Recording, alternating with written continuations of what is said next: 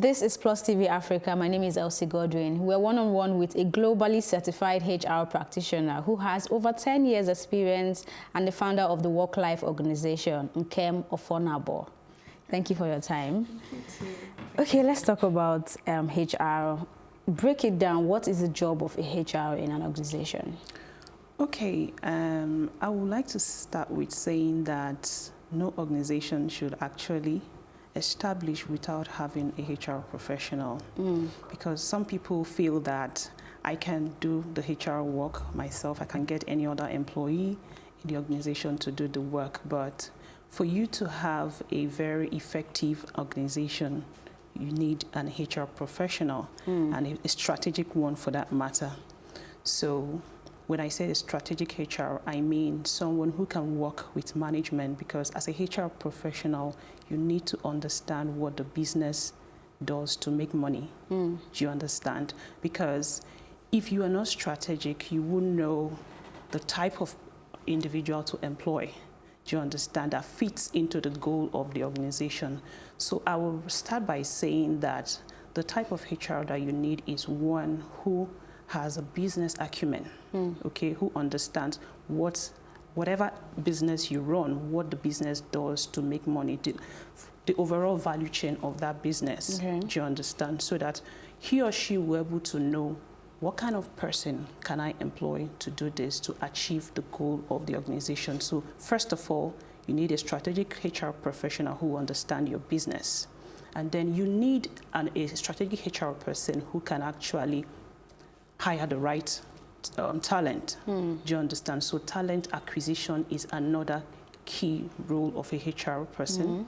And when you employ this individual, you also need to have a workplace culture, policy, and practices that will enable these individuals to thrive. Okay, I know we'll get to the workplace policy, but like you just said, it's very important to have a HR personnel. Of course. But I'm looking at it from the angle of a small business owner. I mean, you just started a business and you're probably one man or two. You just have two person working for you, two persons or one. At what point should a small business owner think of employing the services of a HR personnel or a HR consultant? I think from the start of a business, because you need to hire people that will do the job, okay? And if you make the mistake of not getting a HR professional to hire the right people, you think you're saving costs, but you're actually spending a lot of money, and you could also get into some kind of laws that will harm your organization, land you in a lawsuit if you don't hire at the right time or if you don't fire at the right time.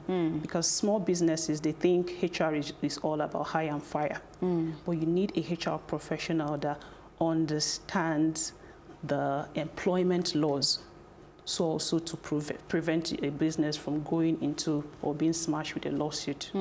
So I think it's from the start of business. Okay, you mentioned you might not, okay, sorry to cut you short. You might not want to have an in-house HR professional. You might want to probably get either an intern or someone that will do a part-time with you, or probably a consultant that will not more or less be a staff on the payroll. Do you understand? So that will help. So before you engage the HR professional, you already know what you want the person to achieve for you. So, so in hiring for an organization, what do you look out for on a CV?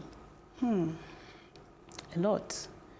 So first of all, I will look at, the first thing I always look at usually the person's key competencies, okay? Because I want to know if this person's competencies aligns with the role that I'm looking to fill. Okay. So I look at the key competencies before I now start looking at the person's experiences.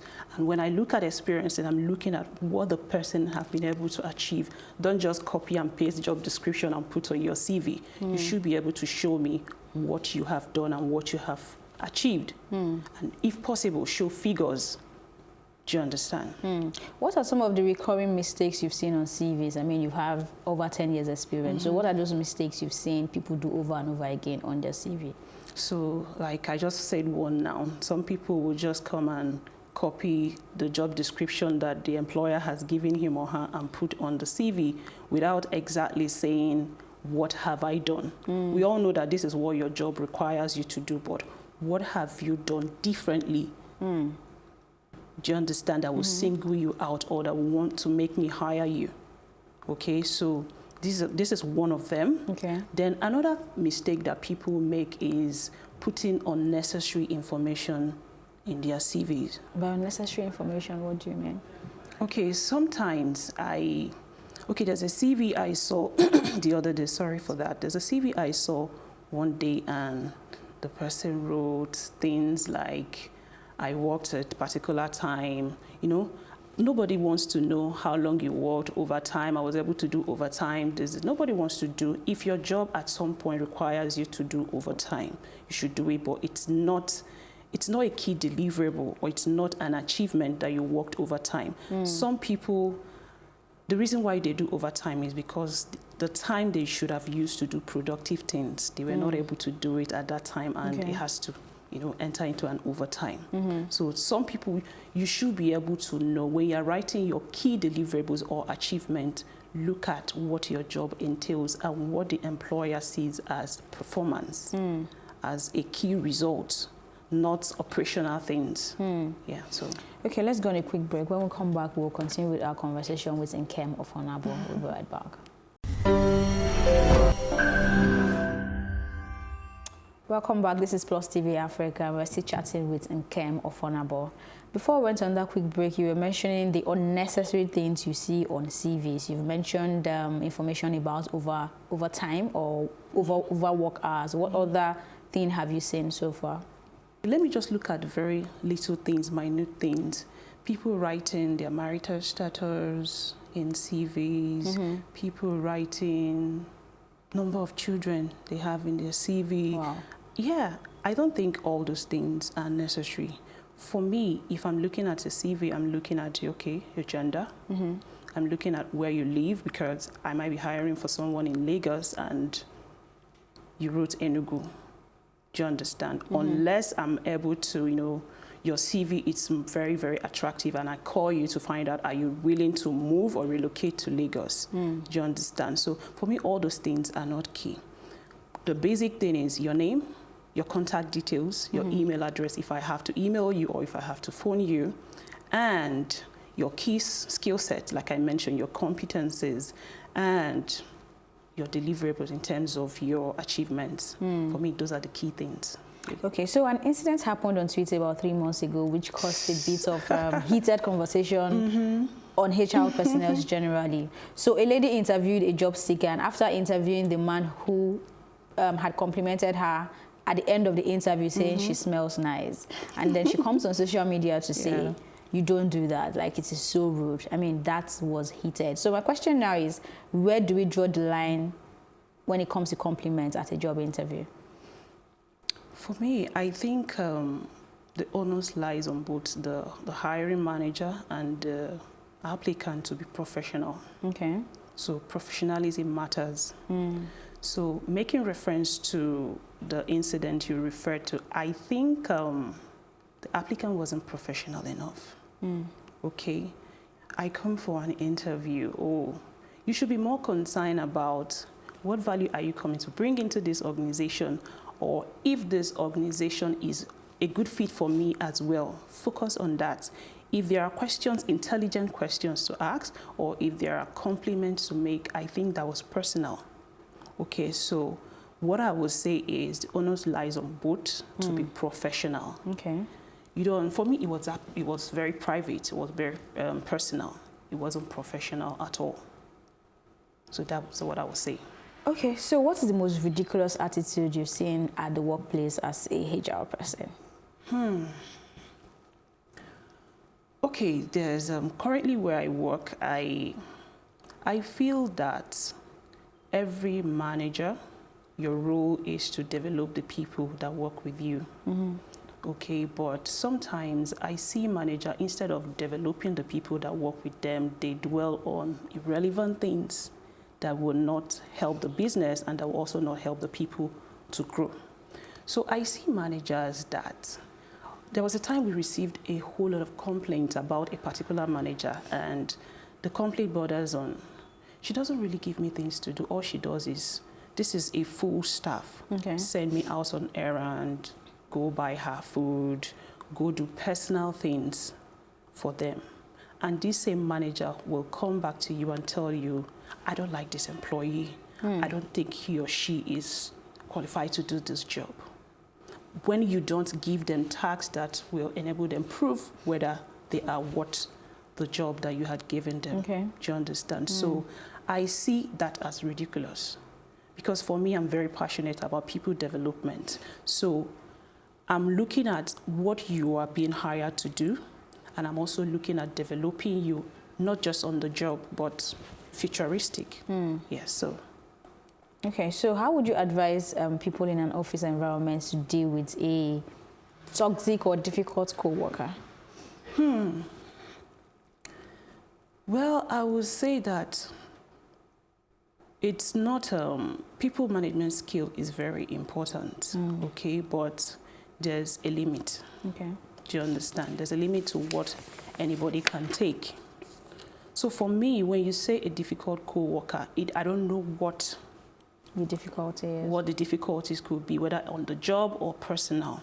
But I feel that if you are not able to manage any difficulty at work that is beyond you, there is need for escalation.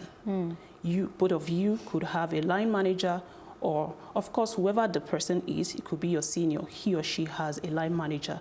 And there's also the human resources that you can take your whatever grievances you have with another employee to. Okay, so you can certainly send an email, you can certainly make a call and let the HR professional be aware of whatever issue you're having or grievance you're having in the workplace. And if HR is not able to manage it, it now depends on you. Do you want to take it? Do you want to continue being in that environment, that toxic environment? You have a right to say, no, I can't deal with this. So for me, professionally, there are laid down rules on how to handle grievances or interpersonal conflicts. Okay, you've mentioned managers twice while you're answering the previous question and this one. Now, what is the situation, or how can things be handled when you have a manager that is probably not fit to be a manager? How can that be handled, and how can that also be avoided by an organization? Okay, so I think the first start is at the hiring point. Okay, when HR professionals are very competent, they know the right people to hire. Okay, that error can actually be avoided. Okay, but because a lot of times it's not just good to look at the technical competencies, you also have to look at behavioral competencies when you are hiring people. That's why they have, during job interviews, they have different levels of, they call it competency-based interviews. So it's looking beyond the technical requirements of the job. You're looking at behavioral. So you could ask the person questions about how he or she was able to work with other employees. So if you were able to detect such behaviors that is not a fit for your organization, is at that point that you have to stop it. Okay. But if peradventure the error was already done and you hire the person, maybe based on the technical competencies, and you find out that... Based on experience. Or based on experience on the job, and you find out that you made an error, okay. For HR professional, the only way to also close the gap is through training and development, okay. Because I believe that there are quarterly or periodic reviews, not just on subordinate, but managers as well. So if organization utilize what they call a 360-degree appraisal, so it's not just manager appraising the subordinates, you have subordinates also appraising the managers. You'll be able to get this feedback on how this manager treats the employees. So you offer training or you offer development. I'm sure you know there's a difference between training and development. So what is the difference? Okay, so training could be just on the job. Okay, there's a skill you want this employee to acquire. You train the person on that skill. But development is more futuristic. Okay, so you identify this employee as a potential high flyer, and you know that there are key positions you want this person to take. So you start at that point to start developing the employee, probably through mentoring or coaching, so to bring him or her up to speed for the future role he or she will take up. All right, let's talk about your organization, Work-Life Organization. What is it about? Okay, the Work-Life Organization was actually established for people. For people, I mean that people are the ones that do the job in the organization. And I believe that when people feel that they have control of their life, or they take ownership of their life, they are able to more or less have a better relationship with their work and non-work activities. Okay, and that brings the issue of balance here. So when employee feels that they are balanced, they are able to, you know, they feel more motivated to do the work, and they feel less stressed at work, and in that way you will get the best from them, and that will also improve the productivity organization. So I started the Work-Life Organization with people in mind. Okay, because I believe that when you empower people to know what truly matters and focus on what truly matters, you will be able to get the best from them. So second reason why the Work-Life Organization was also established is for the organization. Because if organization provide the right environment for people to thrive, they will definitely thrive. Okay. Yeah. All right, so Work-Life Organization has bettered work-life conversations. What do you hope to achieve with this conversation? Okay, for the Work-Life Conversation, it's let me just start by saying how it came about. Okay. Okay. So at some point in my life, I suffered marital abuse. Okay. Okay. And it was a major life challenge for me, and it affected both my work and personal life. You know, at some point in my life, I was highly stressed, depressed, and almost suicidal. But thankfully, I got helped, and my mentor at that point took me through a holistic process. Like, she looked at every area of my life, and she was able to assist me by understanding what it is I want to do in life, what are my priorities, and we started, you know, set goals around all those Before you continue, priorities. your mentor, is he or she a medical practitioner in the mental health area? Well, she's not. Okay. She's not. She's a colleague of mine. Okay. She's a colleague of mine. She's not. All right. So she was able to take me through a process, and that helped me. And I'm excited to say that I live a more balanced life now, a more productive life. So part of also the Work-Life Conversation journey was, you know, after my experience, I started getting people call me, tell me all the things that they go through, because somehow I share my story, and a lot of people that relate with my story come to me and share also their challenges with me. But I got the more or less the inspiration to start the Work-Life Conversation during one of my speaking engagements with a group of women.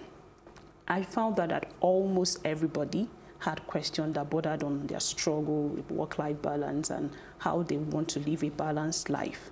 So I said, instead of just concentrating on personal one-on-one, let me open it up to a group of professionals. So I'm not just looking at individual clients, I'm looking at a gathering of professionals who can come together and share their struggles. And because of the wide range of people, you have experienced HR professionals, you have even CEOs come for this conversation. So you'll be able to get a better perspective, or a wide range of perspective of what people had actually gone through and how they are living or taking control of their life. So okay, we'll have to come back to these conversations and how you're using it to help people. But before that, let's go on a quick break. When we come back, we'll continue with our conversation.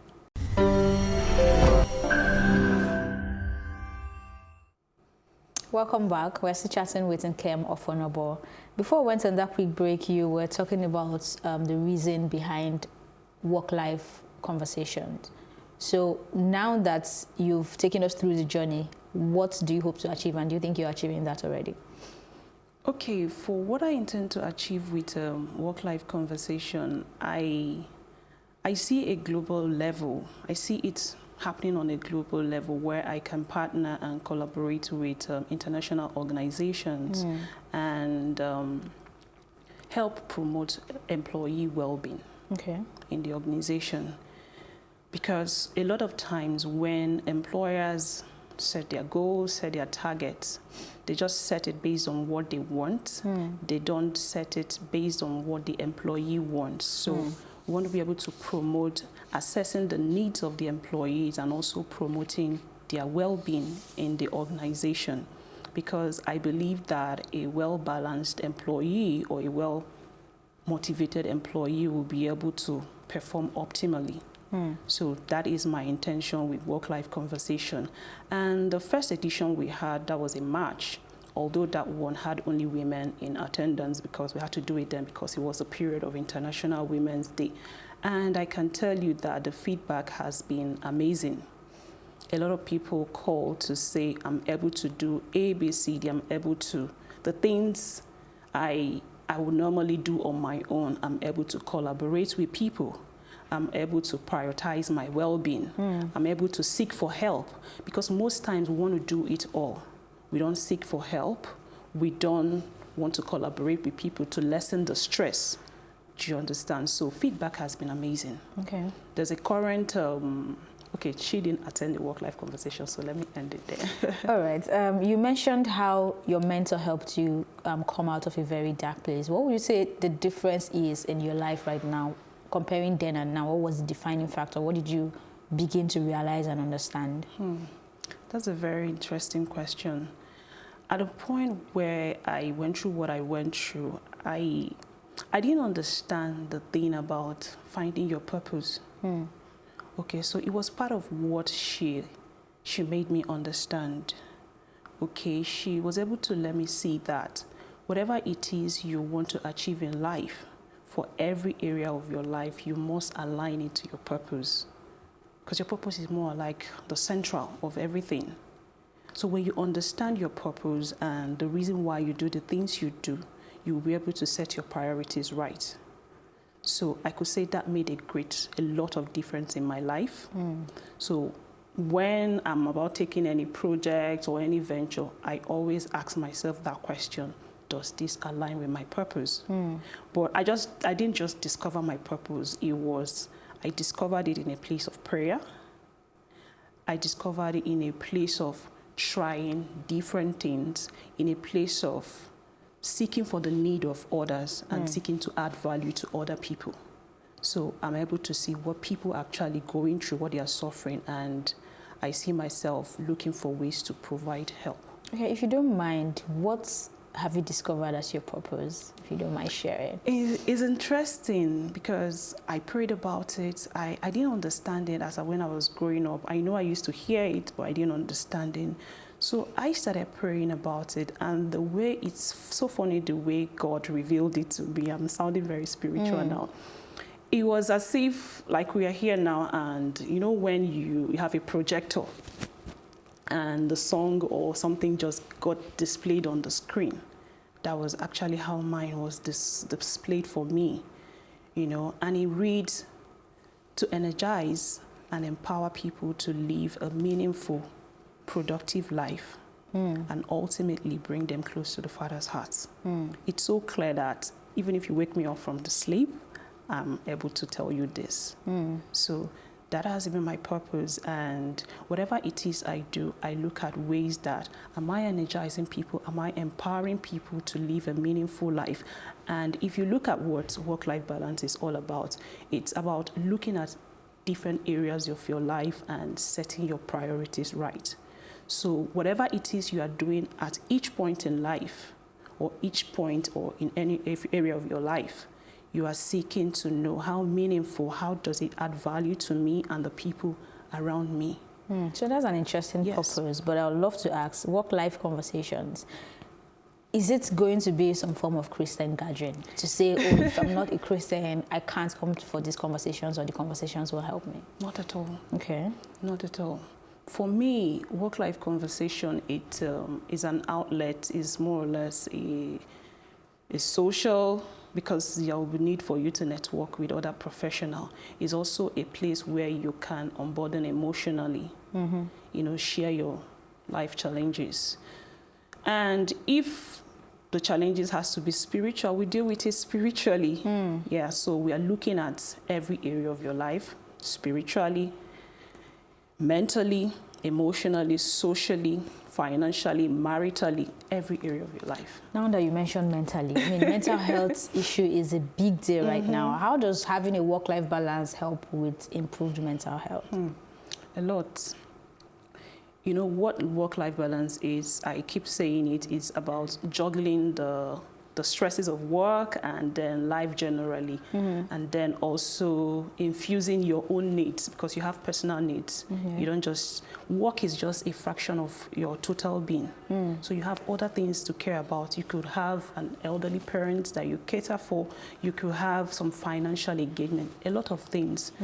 And most times this stress comes from a place of wanting to do it all. We want to achieve it all, probably at the same time. But we find out that when our stress level increases, our productivity level comes crashing. So work-life balance is looking at a way. Work-life balance is more or less the only solution for stress and mental health issues, because you are telling yourself, calm down. What matters? What is it that really matters for me? And what can I begin to do? So in work-life balance, you are looking at, like I said, what really matters to me, and then you are setting realistic goals. Because when your goals are unrealistic, that's when stress comes in. Stress is good, don't get me wrong. A good level of stress is good because it helps you, keep you upbeat, you do the things you have to do. But when you set yourself up to fail by setting up unrealistic goals, that when it becomes a very negative kind of stress. So for work-life balance, you are looking at each area of your life and you are saying which area is important, what level of attention can I give to them per time, and you are taking your time to do them, and when you're doing it, you make sure you're doing them optimally. So work is important. So if work is important and I have to be at work 8 hours of the day, I have to commit to it. If childcare is important, I also have to commit to it. Probably I might not be able to do it while I'm working, but I should be able to put systems and structures in place that can take care of all that. So I could have a nanny, I could have a driver that will go do the school run for me. Do you understand? So being able to know are the areas of my life that are important to me, and how am I able to give each one attention that it deserves. Okay, I made a mental note to ask you this question before we end this conversation, and that's the fact that I think it's more or less a fact, because there are studies backing it up and saying HR personnel are the most hated people in organizations. Why is that so? I don't think I will agree to that. The only way I can say, well, it can be true is, for me to say that I don't like HR, probably it's an incompetent HR, okay, that doesn't know what he or she is supposed to do. For me also to say I don't like HR is if the HR is not the employee advocate, because as a HR professional, you're supposed to be the employee advocate. Yes, you have conflicting objectives. The employee is there, the employer is there. But as a competent HR, you should be able to align both the objectives of the employees or the needs of the employees with the objectives of the employer, and be able to find a balance. So a lot of times, sit down with employees, have a focus group, sit down, or you can even do a poll, like a survey. What do they really want? Let the employees tell you what they want, and you'll be able to marry what the employer wants, and you'll be able to get a very lovely HR, seriously. Okay. I mean, I have so many questions on the HR aspect, but that's where we are ending this conversation on one-on-one. Thank you so much. We've been chatting with Nkem Offonabo, and she is a HR consultant and also the founder of the Work-Life organization. My name is Elsie Godwin. Thank you for watching.